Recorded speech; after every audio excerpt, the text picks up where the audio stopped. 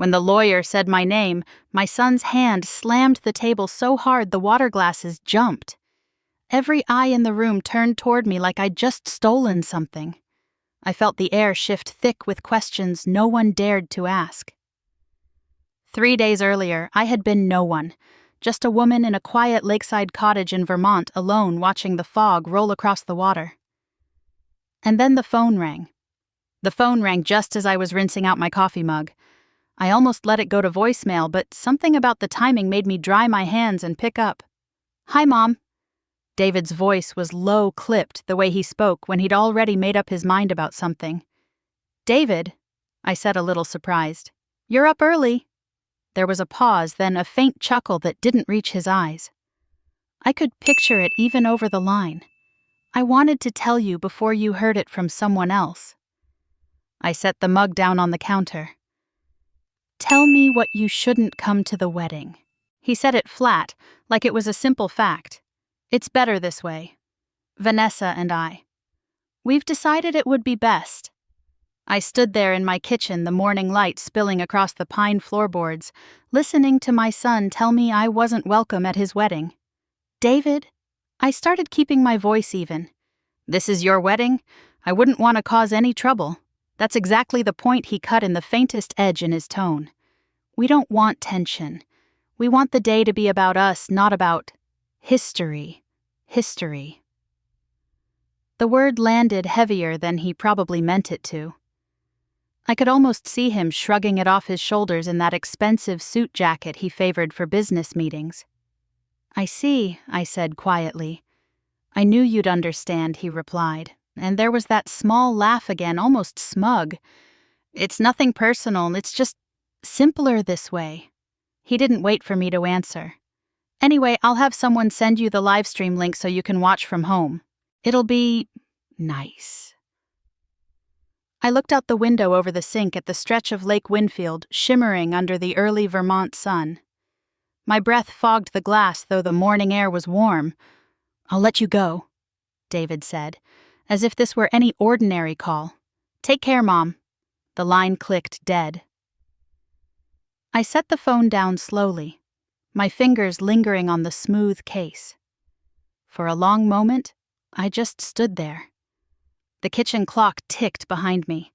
A loon called from somewhere near the dock. My reflection in the window looked smaller than I remembered. I walked out onto the back porch, the wooden boards creaking under my slippers. The lake was calm, a few ripples catching the sunlight. Beyond the water, the low hills rose soft and green. David's voice was still in my ears the way he said "simpler this way," as if erasing me from the picture was a matter of convenience, like crossing a line off a to-do list. I wrapped my arms around myself, more out of habit than cold. The scent of pine from the trees along the shore drifted up, mixing with the faint metallic smell of the lake. If they wanted a wedding without me, they'd have it. But I knew something David didn't. I knew that erasing someone doesn't mean they disappear. Sometimes it just means they're watching from somewhere you can't see, waiting, thinking, deciding exactly how to answer the insult. A pair of ducks skimmed across the water, their wings slicing the surface before they lifted into the air. I followed them with my eyes until they disappeared over the trees. Inside, the coffee had gone cold. I poured it down the sink, rinsed the mug, and set it in the rack. The day had only just begun, but already there was a weight in my chest, a solid, deliberate kind of weight that I knew wouldn't leave quickly. If they wanted to shut me out, fine. I wasn't going to beg. I'd learned long ago that silence could be sharper than words, and sometimes if you waited long enough, silence could turn into something far more powerful. I turned away from the lake, already feeling the first threads of a plan forming in the quiet. Richard Harlow had been larger than life the day I met him. I was 24, working as a junior accountant at a small firm in Rutland, the kind of place where you knew every client's birthday and their kids' names. He came in wearing a wool coat that had seen better days, holding a folder stuffed with papers and blueprints. His handshake was warm, confident, almost reckless. "I'm starting something," he said, sliding those papers across my desk. "I just need someone who can keep the numbers from eating me alive." Something in his eyes caught me. A mix of certainty and hunger. He wasn't rich, not then. He was running a two-man construction crew out of a rented garage, bidding on small projects and hoping for one big break. I remember going home that night and telling my roommate, "He's going to make it. I don't know how, but he will." 6 months later, I left my steady job and joined him. My parents thought I was insane. We worked out of a tiny apartment in Burlington where the kitchen table doubled as our office. I'd spend mornings drafting invoices and balancing ledgers, afternoons cooking pasta or chili so we could eat without breaking the budget. He'd come home with mud on his boots, smelling of cedar and cold air, grinning like the whole world was just waiting for him to claim it. Those early years were lean. There were weeks we scraped by juggling which bills to pay and which could wait. But I believed in him. I believed in us. And slowly the jobs got bigger. First a municipal library, then a courthouse renovation. By the time we landed the contract for the new wing at the State University, we had 20 employees, and a name people in Vermont recognized Harlow Industries. Success changes a person. At first it was subtle. He swapped his flannel shirts for pressed dress shirts, his old pickup for a gleaming black truck. Meetings that used to be over coffee at our kitchen table moved to boardrooms I wasn't invited into. He'd come home later, distracted, his mind still somewhere else.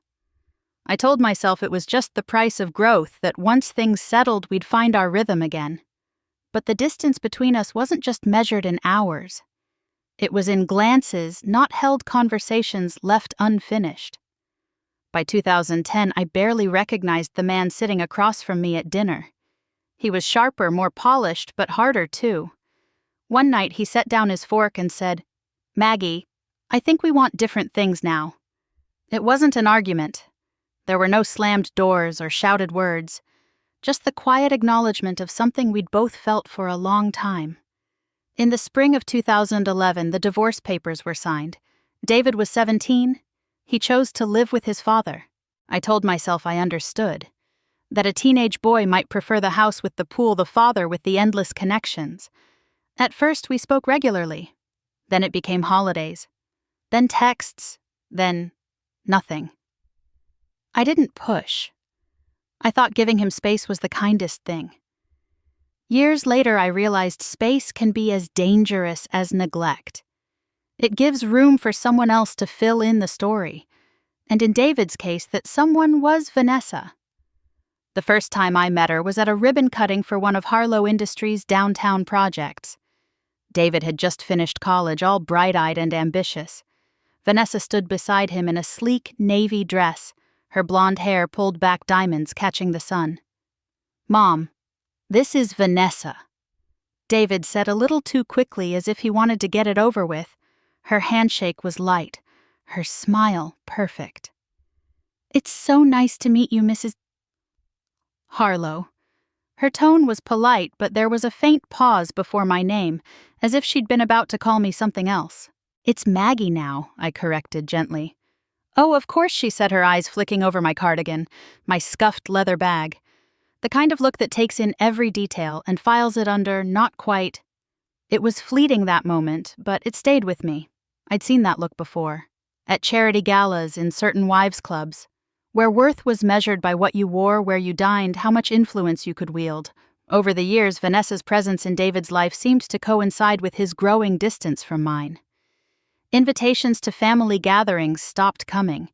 When I called, it was often Vanessa who answered, her voice cool and efficient, promising David would get back to me when he had time. Once I ran into them at the farmer's market in town. David hugged me quickly, already glancing at his watch. Vanessa smiled without warmth and said, "We should all have dinner sometime," in a tone that made it clear we never would. By the time news of their engagement reached me, it was through a mutual acquaintance, not my son. I sent a congratulatory card, trying to ignore the sting.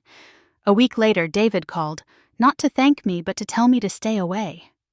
Standing there now, looking back at all those years, I could see the slow erosion. Not one big betrayal, but 1,000 tiny ones, each chipping away until the shape of our relationship was something I barely recognized. And now, with a single phone call, David had made it official. I was no longer part of his life's picture. The late afternoon light shifted across the kitchen floor, pulling me back to the present. Outside, the lake was still the sky beginning to gather the first hints of evening. I pressed my hands to the counter, feeling the smooth wood under my palms, grounding myself. The past had its place, but it wasn't going to dictate what came next. After the divorce, David and I kept in touch at first. Brief calls on birthdays, a text here and there about a job interview or a promotion. But slowly, almost without me noticing, the contact thinned until it was little more than polite holiday greetings. I told myself it was normal that children grown and busy with their own lives drifted away, but I knew it wasn't just time or distance doing the work. Vanessa had stepped neatly into the space between us, and she filled it with her own kind of presence, graceful, polished, and calculated. She knew exactly how to keep things pleasant on the surface while making sure I was never truly part of their inner circle. I remember one spring afternoon about 5 years ago, David called to say they'd be passing through my side of Vermont and wanted to stop by. I was genuinely excited. I even baked a lemon cake I knew David loved when he was younger. I fussed over the place, wiping down the kitchen counters twice, setting out the good china mugs for coffee. When they arrived, David gave me a quick hug, already glancing toward his phone as it buzzed. Vanessa stepped into my kitchen, looking around with that faint, assessing smile she wore so well. "It's so cozy," she said, letting the word hang in the air like steam that never quite dissolved. Her gaze lingered on the worn oak floors, the mismatched chairs around the table, the stacks of paperbacks on the shelf by the window. "I love it here," I said, pouring coffee. "It's peaceful." She nodded politely, taking a sip, then added, "I can see why you'd choose a simpler lifestyle. Not everyone needs more." She trailed off just long enough for me to hear the unspoken part some of us do. David didn't seem to notice. He was already talking about a new condo they were considering in Boston, a place with skyline views and valet parking. Vanessa's hand rested lightly on his arm as she chimed in about the rooftop garden and the wine cellar. I smiled and asked questions, but inside I felt the shift. She wasn't just sharing her life, she was drawing a line between mine and theirs. After that visit, the gaps between our conversations grew wider. Invitations to birthdays or holidays became, "We'll have to see," or "We're traveling that week." If we did speak, Vanessa's voice was often the one on the other end, smooth and efficient, telling me David was tied up but would send his love.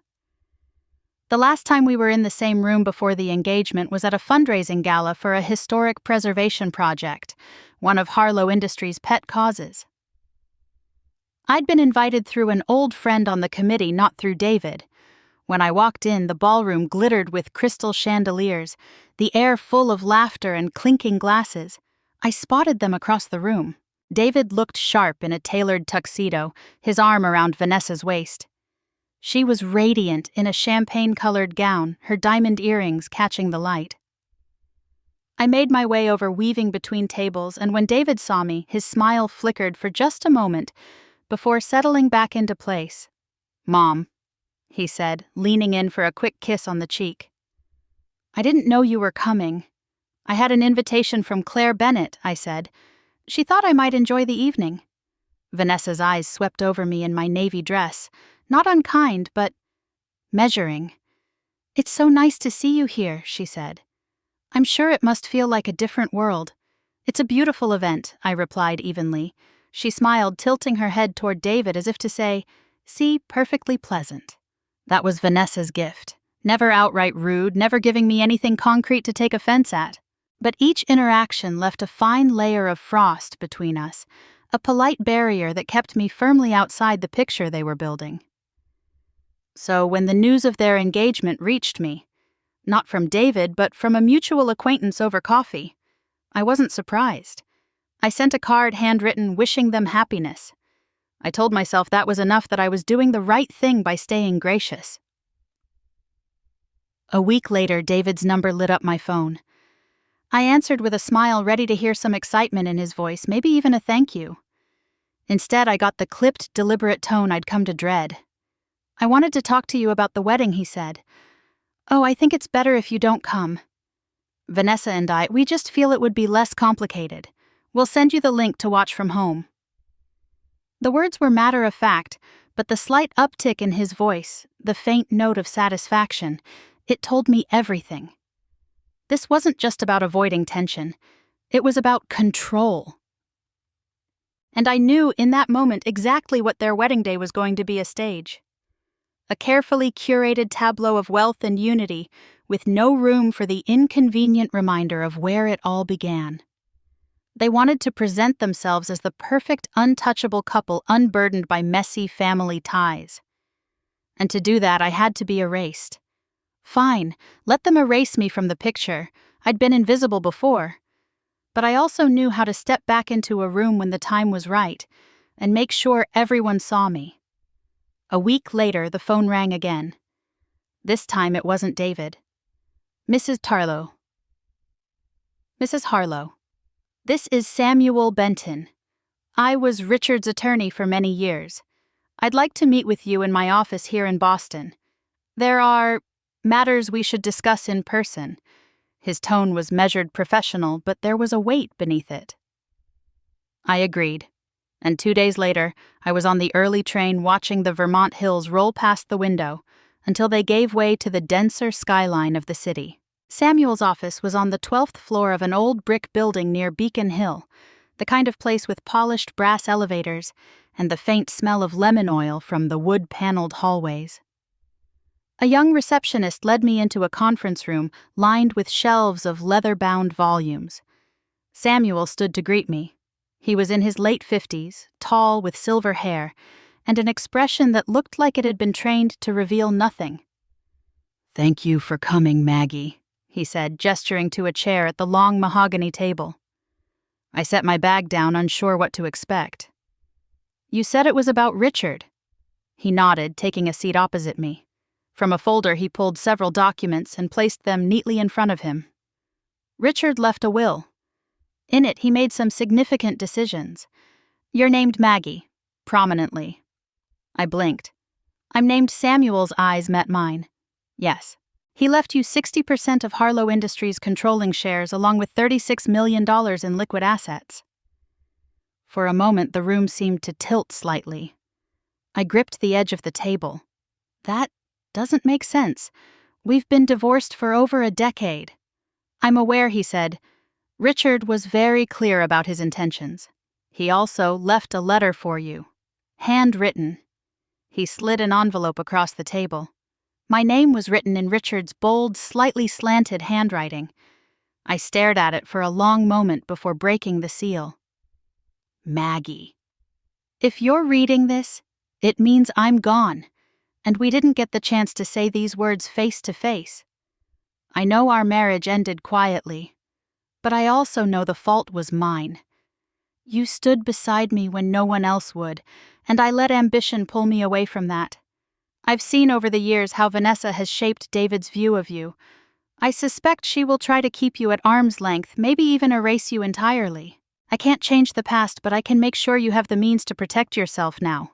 Harlow Industries is part of you, as much as it was part of me. You built its foundation with me.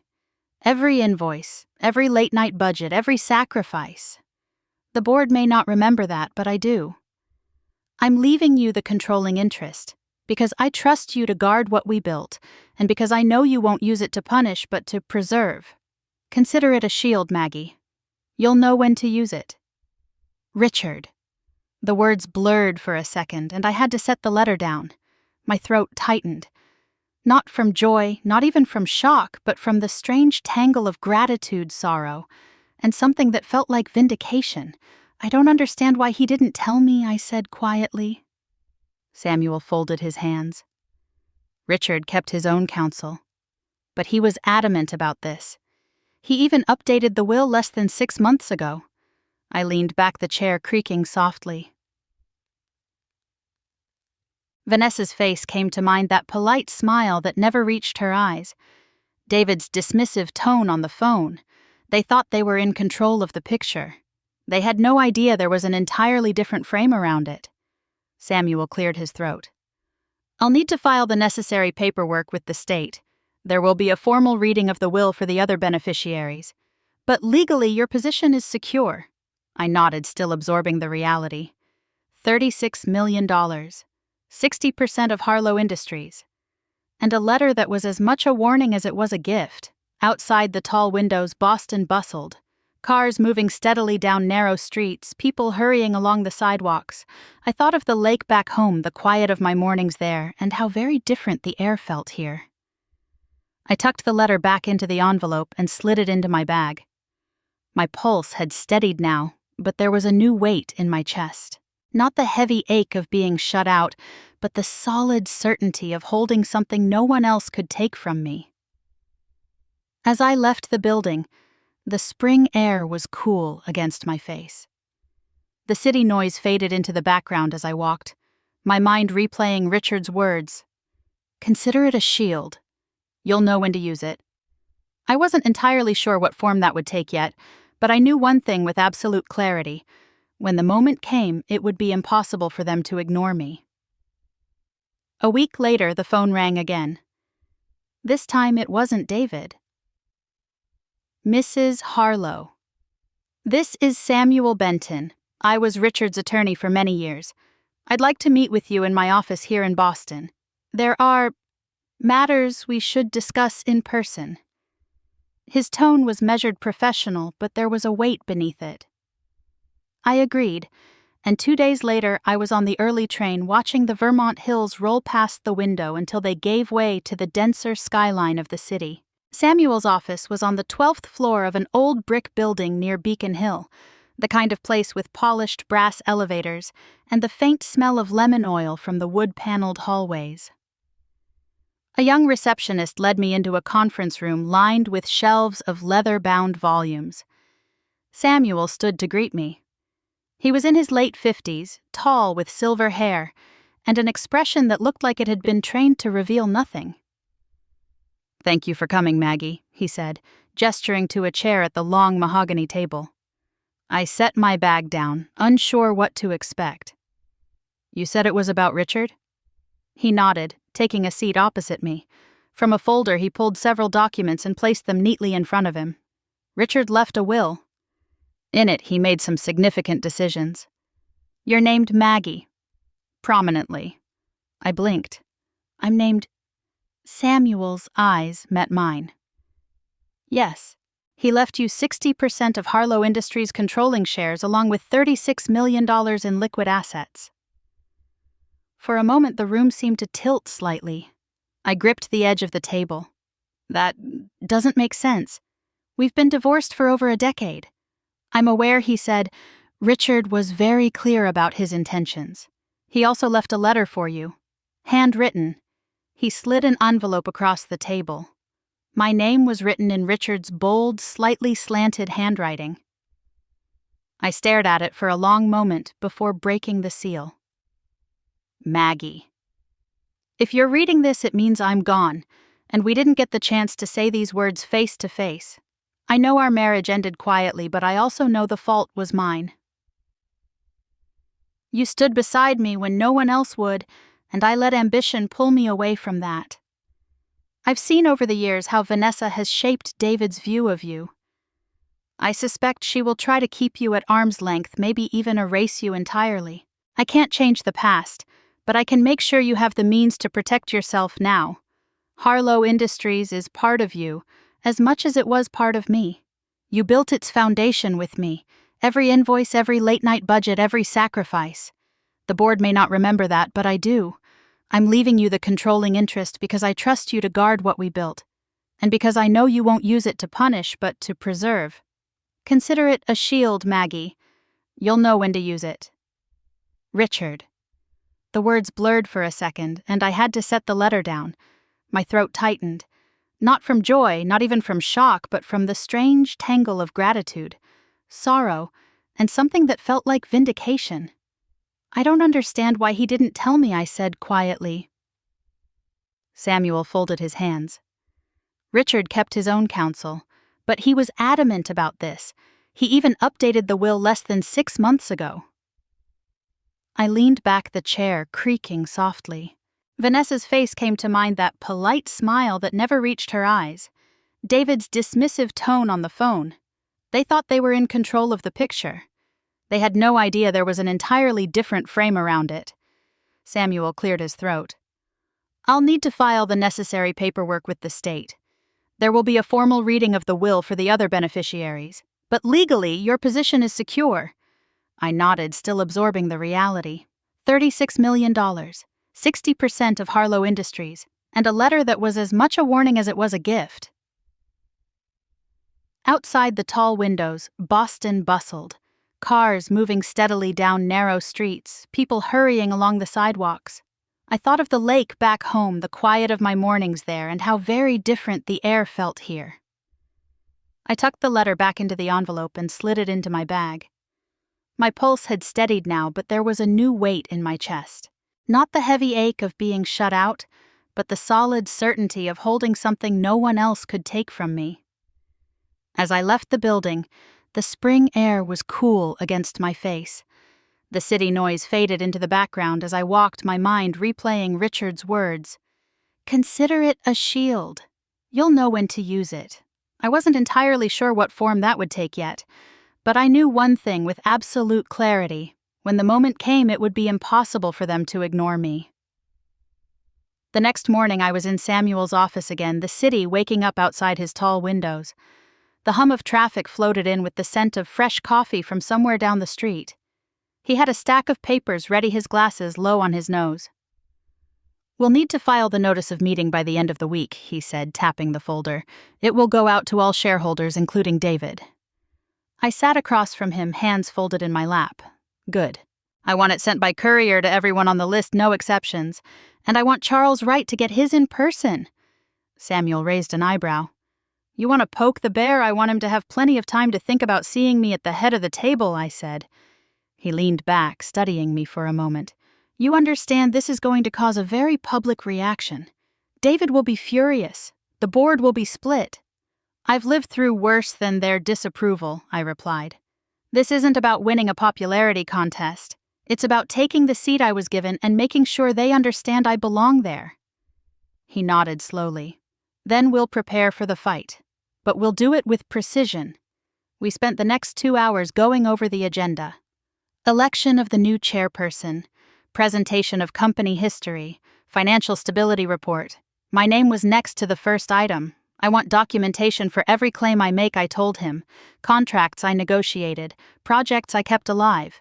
The payroll logs from the years I ran them. I want it all ready for distribution the moment anyone questions my credentials. That's a tall order, Samuel said, already making notes. I've kept my own records, I said. I know exactly what to ask for. He smiled faintly. You're going to keep me busy. That afternoon, back at the lake house, I pulled out boxes from the closet in my study. Banker's boxes labeled in my handwriting. Inside were file folders, thick with invoices, budgets, letters of thanks from clients. I could still remember sitting at that kitchen table in Burlington, scribbling figures long after Richard had gone to bed. By evening, I had a short list, typed out 10 major projects from the company's early years, each one with a tangible impact on Harlow Industries' growth. I attached notes about my role in each. Negotiating payment terms, finding suppliers, smoothing over client disputes. 2 days later, Samuel called. The notices are out. Charles signed for his personally this morning. He didn't say much, but I could tell he's already working the phones.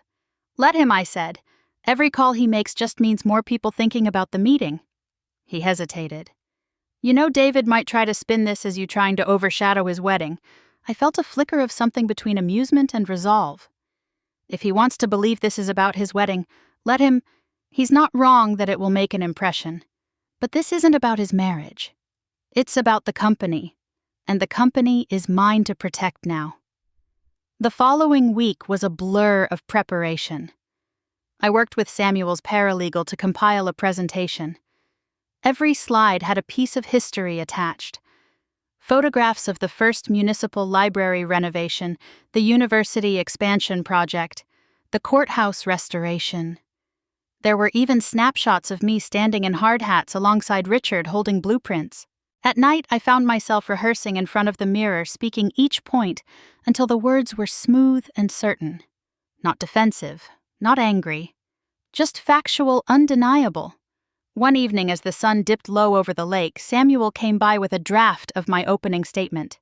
"This hits the key points," he said, handing it over. I read it once, then set it down. "It's fine," I said, "but it doesn't sound like me." I don't want to sound like I'm reading from a script. I want them to hear my voice. "Then write it your way," he said. I stayed up late that night, the only sound the ticking of the old clock in the hall, until I had a page of clean, sharp sentences that told my story without apology. By the time the meeting day arrived on my calendar, I felt the shift in myself. The Maggie who had been erased from their picture was gone. In her place was someone who had weathered years of silence and was ready to fill a room with her presence again. I placed the finalized packet of documents into my leather briefcase, the same one I'd carried in those early days when the company was little more than a dream. The weight of it in my hand felt like history and proof all at once. The air outside was crisp as I locked the door behind me. In less than a week I would walk into that boardroom, and whether they welcomed me or not, they would have to face me. By midweek, the first cracks in the quiet had begun to show. Samuel called early in the morning, his voice low but urgent. "The notice of meeting didn't stay contained," he said. "One of the minor shareholders talked, and now there's chatter moving through the company. I'm sure it'll reach David before the day is out." I set down my coffee. Good. That gives them just enough time to panic. It didn't take long. By that afternoon, my neighbor saw David's car in town, parked outside a law firm that wasn't Samuel's. Later, Samuel confirmed it. "He's consulting with his own attorney," he told me. "They're looking for ways to challenge the will or block your seating on the board." I felt no surprise. David had always inherited his father's persistence, though in this case it was being pointed straight at me. Meanwhile, Vanessa was making her own moves. Samuel's assistant overheard her in the lobby of a downtown hotel, leaning across a table to speak with Thomas Keller, one of the more hesitant shareholders. She was animated, her voice just loud enough to carry. Words like stability and continuity floated over, framed in the tone of someone offering reassurance in exchange for loyalty. "She's trying to shore up their side," Samuel said when he relayed the incident. "She'll promise them whatever she thinks they want to hear," I replied. "But promises don't outweigh the facts I'm bringing into that room." Still, the effort made it clear they were rattled. And rattled people make mistakes. It was the following day when the call came from Jessica Miller. Her voice, warm and familiar, pulled me back years in an instant. "Mrs. Ho." "It's Jessica. You probably don't remember me. I was in your business accounting class my senior year." I smiled into the receiver. "Of course I remember. You were the one who caught the typo in the sample budget before I did." She laughed. "That's right, I'm a reporter now working for the Boston Ledger. I heard some rumblings about Harlow Industries and your name kept coming up. I was hoping we could talk." "What exactly do you think you've heard?" I asked. "That you're about to take a seat at the head of the table," she said without hesitation. I let a beat pass before answering. "I can't confirm anything on the record right now, but I will say this. Sometimes the person everyone counted out is the one holding the strongest hand." There was a pause, and then Jessica said, "If you're willing, I'd like to prepare a piece. Background on your history with the company, your role in building it. I think people would be very interested." I agreed, but with conditions. "You can write it, but it stays under wraps until I tell you otherwise. Not a word leaks before the meeting." "Understood," she said. "But when it drops, it's going to land hard." We met 2 days later at a quiet cafe near the Commons. Jessica had a small recorder and a battered notebook. We talked for nearly 3 hours, about the years Richard and I spent scraping by the first big contracts, the long nights balancing books by hand. I didn't dwell on the personal betrayals. Instead, I painted a clear picture of my professional stake in Harlow Industries. When we finished, Jessica closed her notebook with a decisive snap. "This is more than a profile. It's a correction to the record. And it's going to make waves. Just make sure the waves break at the right moment," I told her. On the walk back to my car, I could almost feel the threads tightening. David and Vanessa working their angles. the board whispering among themselves. A reporter holding a loaded headline waiting for my signal.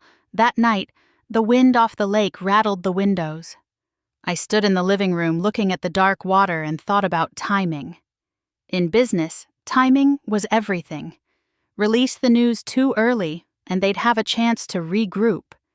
Too late, and it would miss its impact. I wanted the article to hit just after I stepped into the boardroom, the kind of 1-2 blow that leaves no room for recovery. Before bed, I called Jessica. "Be ready," I said. "I'll give you the exact moment." She didn't ask why. She just said, "I'll be waiting by my phone." I hung up the dial tone, fading into the silence of the house. Outside, the moon cut a silver path across the lake, and I knew the next move was mine to make. The morning of the wedding broke clear and cold, the kind of crisp Boston spring day that makes the air feel sharper in your lungs. I woke early not because I had to, but because my mind was already moving through the day ahead. By 9 o'clock, the city was humming with activity. Delivery vans, unloading flowers and cakes, hotel valets in pressed uniforms, jogging to retrieve cars. The occasional limousine gliding past with tinted windows. Somewhere across town, David and Vanessa were in a penthouse suite fussed over by stylists' photographers, hovering nearby to capture every moment. I brewed a single cup of coffee, drank it standing by the window, then set it in the sink. Today wasn't about watching from the sidelines. It was about taking the field on my own terms. By 9:30, I was stepping out of a cab in front of Harlow Industries headquarters, my heels clicking against the marble of the lobby. I'd chosen my outfit deliberately, a tailored charcoal suit silk blouse in a deep shade of blue and a strand of pearls Richard had given me in the early years. Not ostentatious, but impossible to overlook. The security guard glanced up as I entered, his expression flickering with recognition. I gave him a polite nod and headed for the elevator. On the 12th floor, the reception area outside the boardroom was already filling. Shareholders milled about, sipping coffee from porcelain cups, murmuring to one another in low tones. Conversations paused as I walked in a ripple passing through the room.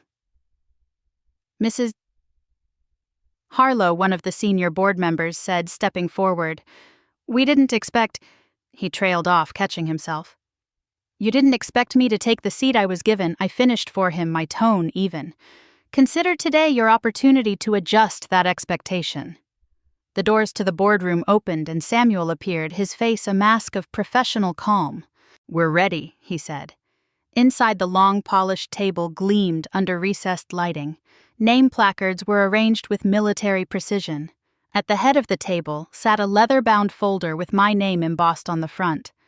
I took my place there, feeling the subtle shift in the room's air as I did. One by one, the board members filed in and took their seats.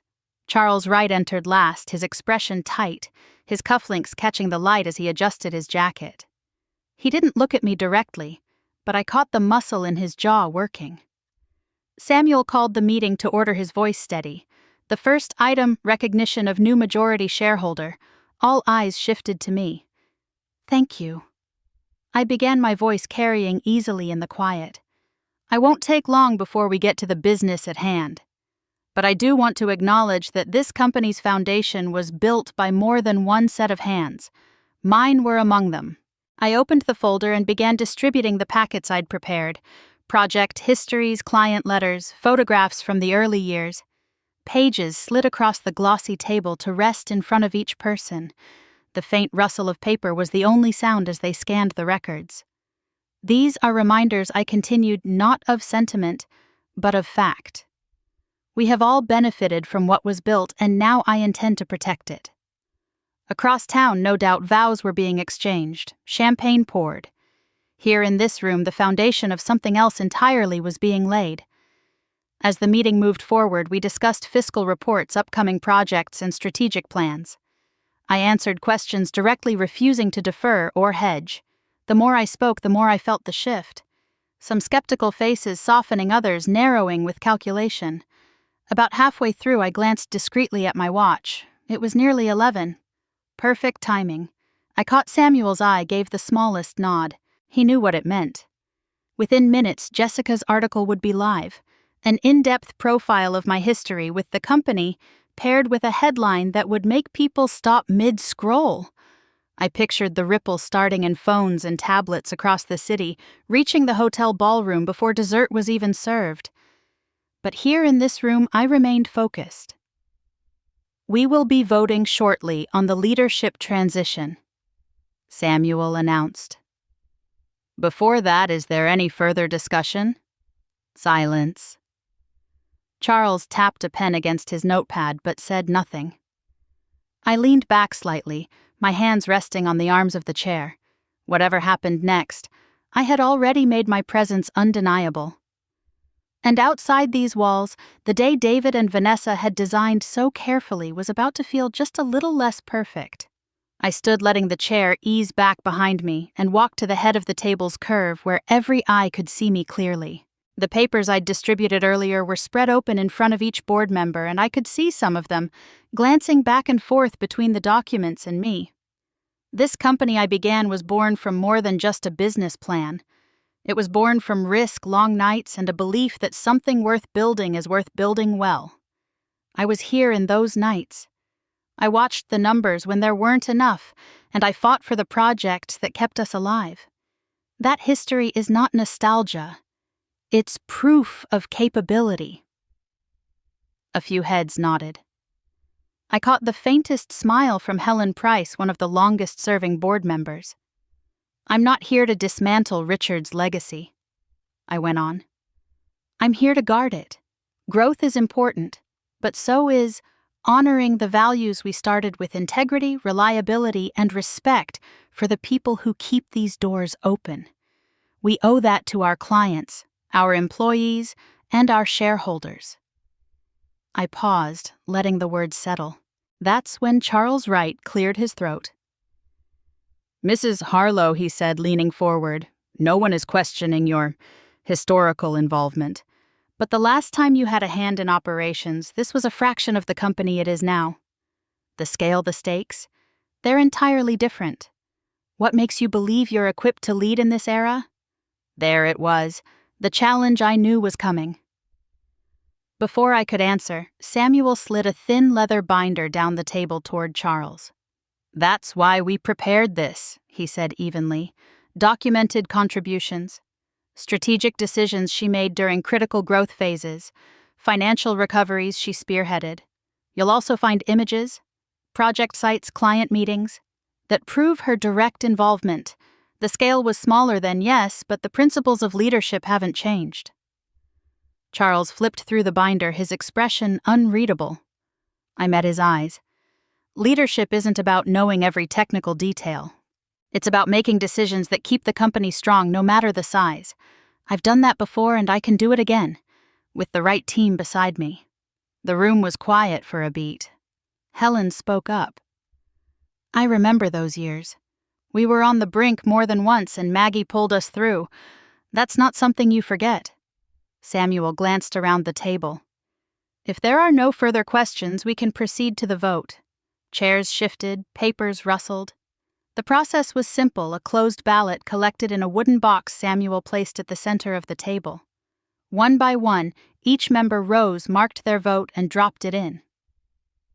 I sat still, my hands folded loosely, keeping my breathing steady.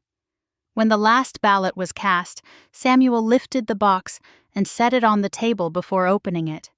He read each slip aloud, his voice, even Harlow, Harlow, Harlow. By the time he reached the 9th vote in my favor, it was mathematically decided. Out of 12, only 2 were against. The rest belonged to me.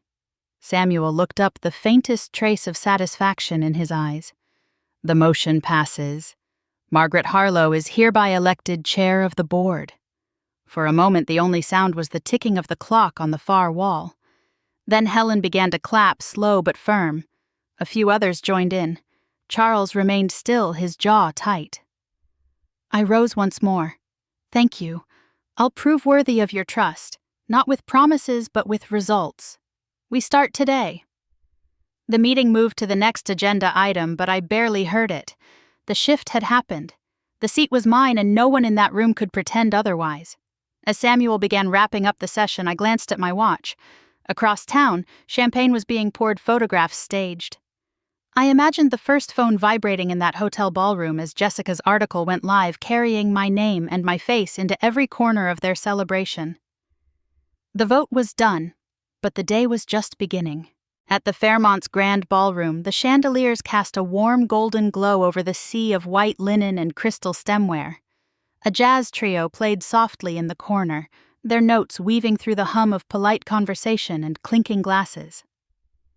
David stood near the center, one hand in his pocket, the other holding a champagne flute, laughing at something a groomsman had just said. Vanessa was beside him, her gown catching the light every time she turned, her smile practiced and precise. From my seat in the boardroom earlier, I had imagined this exact moment, not the decor or the music, but the shift in the air when my presence, uninvited, would nonetheless arrive. It began with a lean. One of David's college friends stepped close, resting a hand briefly on his shoulder, and spoke just low enough for him to hear. Whatever the words were, they made David's brows knit for the smallest fraction of a second before smoothing out again. He reached for his pocket, slipping out his phone with a glance toward Vanessa as though trying to make the motion casual. The light from the screen caught his face. I wasn't there to see it in person, but I'd known him long enough to picture the change. The tightening of his jaw, the way his smile faltered and failed altogether. His thumb scrolled once, then again, eyes narrowing as he took in the headline, "Margaret Harlow, elected chair of Harlow Industries Board, in overwhelming vote." Below it, a photograph, me standing at the head of the boardroom table, speaking with the company crest visible behind me. He froze. The sound around him didn't stop. Cutlery still chimed against plates, laughter bubbled from nearby tables. But for him, the room might as well have gone silent. Vanessa noticed first. "What is it?" she murmured, leaning toward him. He turned the phone so she could see. Her smile didn't disappear as much as it twisted, holding its shape in the way a mirror might hold the image of a storm. She blinked once, twice, then let her eyes flick toward the nearest cluster of guests, as though she could already sense the shift. And it was happening. Small, contained at first. A guest at the far table glanced at her phone, then leaned toward her companion, covering her mouth with her hand as she whispered. Two men by the bar checked their screens almost simultaneously, exchanging a look, before one raised his eyebrows in silent commentary. The ripple grew. A bridesmaid excused herself from a conversation, stepping toward another guest, with an urgency just shy of inappropriate for the occasion. Even the trio in the corner seemed to falter for a bar before finding their rhythm again. David slipped the phone back into his pocket, but his posture had changed. Straighter, tighter, as though bracing for impact. Vanessa, still smiling, pressed her palm to his arm, in a gesture meant to reassure, though her grip looked more like a warning. I imagined him wondering how far the story had spread already. The answer was simple far enough. The guests might not know the full implications of the boardroom vote, but they knew enough to connect the dots. The mother he'd publicly excluded had not only shown up in her own way, she'd claimed the very thing he might have thought was his. By the time the main course arrived, the whispers had settled into the kind of background noise that feels impossible to ignore. Vanessa excused herself to the powder room with two bridesmaids in tow. David stayed rooted near the head table, answering questions from older relatives with clipped nods, his champagne untouched. Somewhere Jessica's article continued to climb in views, the photograph of me in that chair anchoring every share and repost. And across town I closed my own phone, set it on the table beside me, and poured a fresh cup of tea. The day was still theirs in name, but the story, the one people would remember, had already shifted. The knock came just after 10, sharp and deliberate. I'd been sitting by the fire, letting the day settle over me like a heavy quilt, when the sound broke through the quiet. I knew before I even stood who it would be. When I opened the door, David was there, still in his suit from the wedding. The tie was gone, the collar loosened, but the tension in his shoulders made him look taller, more rigid. His eyes searched mine for a moment before he stepped inside without waiting to be asked. The air around him carried the faint scent of champagne, and something acrid like the residue of a room thick with too many unspoken words. He didn't sit right away. He moved to the center of the room, turning once as if to take stock of the space, though I doubted he saw anything beyond the argument he'd brought with him. "You couldn't let it go," he said finally, his voice low but vibrating with restraint. "You couldn't just stay away for one day." I closed the door softly behind him. "You told me not to come to your wedding," I replied. "And I didn't." His jaw tightened. "You know that's not what I mean. You..." He gestured sharply as if the words themselves were too big to catch. "You hijacked the entire day. Everyone was talking about you. About that vote." I walked past him toward the kitchen, filling the kettle with water. "You think I planned this to ruin your wedding? Didn't you?" His tone had sharpened, now brittle around the edges. I turned, meeting his gaze over the narrow counter.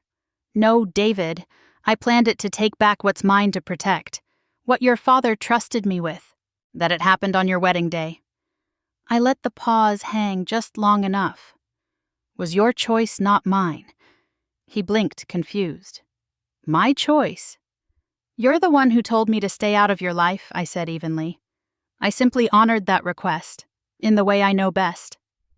Something in his posture faltered, the squared shoulders dipping just slightly. He looked down, then back at me as though weighing the truth of it. "I don't want this fight with you," he said after a moment, but it came out half-hearted like a line rehearsed without conviction. "I think you do," I answered quietly. "Because right now you're angry, but underneath that you're afraid. Not of me. Of what people will think when they see you pushed out of something you assumed was yours." His mouth opened as if to protest, then closed again. For a long moment, the only sound was the faint whistle of the kettle beginning to heat. He finally moved to the armchair by the window, sinking into it like he'd been carrying more weight than he could name. "You blindsided me," he admitted. Not looking up. "I know," I said. "And that's exactly why it worked." The kettle clicked off. I poured the water over 2 bags of tea, setting one in front of him. He didn't touch it right away, just stared into the steam as if searching for something in its patterns. When he did finally lift his eyes, there was something different there. Not forgiveness, not yet, but a shift, a crack in the certainty he'd carried for so long. I didn't push to fill the silence. Some truths didn't need to be spoken twice. We sat like that, the fire snapping softly, the lake outside, invisible in the dark, and let the quiet speak for us. By the time David left, the night had settled deep over the lake. I stood in the doorway for a moment after he'd gone, listening to the fading crunch of gravel under his tires, until the sound disappeared into the stillness. The air was cool and sharp, carrying the scent of pine and damp earth. Inside, the fire had burned low, its last embers casting a soft glow across the living room. I set our untouched cups in the sink, then walked to the window. The moon was high, spilling silver over the dark surface of Lake Champlain. Out there, everything seemed unchanged, but inside I could feel the shift. Subtle, but real. The next morning, I woke to my phone ringing. Jessica's voice was bright, edged with the thrill of a reporter who'd struck gold. "Front page," she said without preamble. "It's everywhere. Online print, even the evening news is picking it up. People are calling it one of the boldest corporate power moves in recent memory. You should see the comments."